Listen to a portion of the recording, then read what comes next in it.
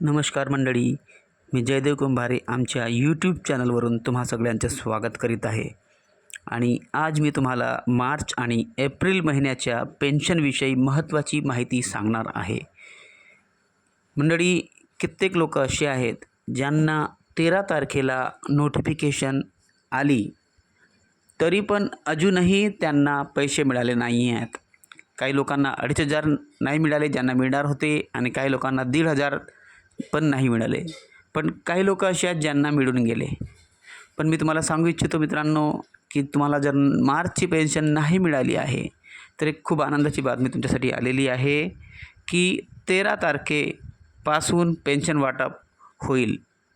आणि ही माहिती मला मिळाली आहे मित्रांनो, कारण 13 तारखेच्या दरम्यान नोटिफिकेशन येईल, मेसेज येईल पोर्टलवर, आणि तेव्हापासून पेन्शन वाटपाची प्रक्रिया सुरू होणार आहे. कारण 13 तारखेनंतर सगळ्यांचे DBT झाले होते, पण सरकारचं म्हणणं असं आहे की DBT झाल्यानंतरही तांत्रिक अडचणी आल्या, टेक्निकल रिझनपासून ही पेन्शन अडकलेली आहे. म्हणजे DBT झालेली आहे ऑलरेडी 13 तारखेला, पण तरी पण मार्च महिन्याची पेन्शन काही लोकांच्या खात्यामध्ये आली नाही आहे.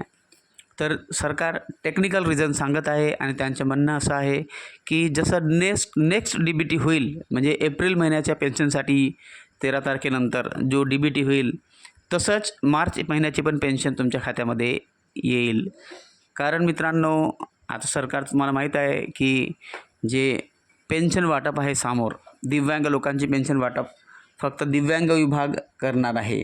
आणि ह्याच कारणामुळे जे दिव्यांग विभाग वेगळी पेन्शन वाटप करेल आणि सामाजिक न्याय विभाग वेगळी पेन्शन वाटप करेल. त्यामुळे पहा, एप्रिल महिन्याची पेन्शन एकासोबत सगळ्यांनाच मिळणार आहे सारखी, पण एप्रिल महिन्यानंतरची जी पेन्शन आहे ते दिव्यांग विभाग दिव्यांग लोकांना करणार आहे. आणि त्यासाठी सगळ्यांच्या EKYC कंप्लीट राहणं खूप आवश्यक आहे. जर तुमच्या EKYC नाही झालेलं आहे तर लवकरात लवकर करून घ्या मित्रांनो, कारण एप्रिल महिन्यापर्यंतची पेन्शन सगळ्यांनाच मिळणार आहे 13 तारखेनंतर. पण त्यानंतर ज्या लोकांचे EKYC नाही झालं आहे, होऊ शकतं तुमचा EKYC बँके थ्रू झाला असेल, पण UDID कार्ड जो तुम्हाला मिळाला आहे त्याचं पण एक पोर्टल आहे, त्या वेबसाईटमध्ये जाऊन तुम्हाला EKYC करायची आहे. त्याचप्रमाणे जे दिव्यांग पोर्टल आहे त्यामध्ये पण तुम्हाला EKYC करायची आहे मित्रांनो. आधार EKYC करून घ्या लवकरात लवकर, जेणेकरून तुमची पेन्शन स्टॉप झाली नाही पाहिजे. कारण मित्रांनो, हेच कारण असते डॉक्युमेंटेशन, ज्यांच्या DBT पोर्टल DBT बरोबर होत नाही. DBT न होण्याचे कारण EKYC असते, त्यामुळे पण पेन्शन अडकण्याची शक्यता आहे. मित्रांनो, लवकरात लवकर तुम्ही करून घ्या.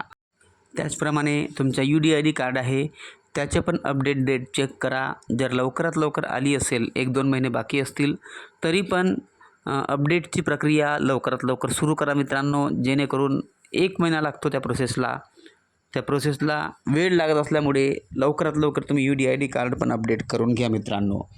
आणि जर तुम्ही दिव्यांग असाल तर तुम्ही सगळे कागदपत्र जे आहे दिव्यांग पोर्टलवर तुम्ही उघडून पहा, त्यामध्ये कागदपत्रांची लिस्ट आहे. ते सगळे कागदपत्र तुम्हाला अपलोड करायचे आहेत. जसं उत्पन्नाचा दाखला आहे, तुमच्या एज्युकेशनल क्वालिफिकेशन सर्टिफिकेट आहे, कास्ट सर्टिफिकेट आहे, सगळं तुम्हाला अपलोड करायचं आहे, जेणेकरून सरकारच्या सगळ्या योजना तुम्हाला मिळतील. आणि इवन तुम्हाला माहीत आहे की तुमची पेन्शनसुद्धा दिव्यांग पोर्टलवरूनच करणार आहे.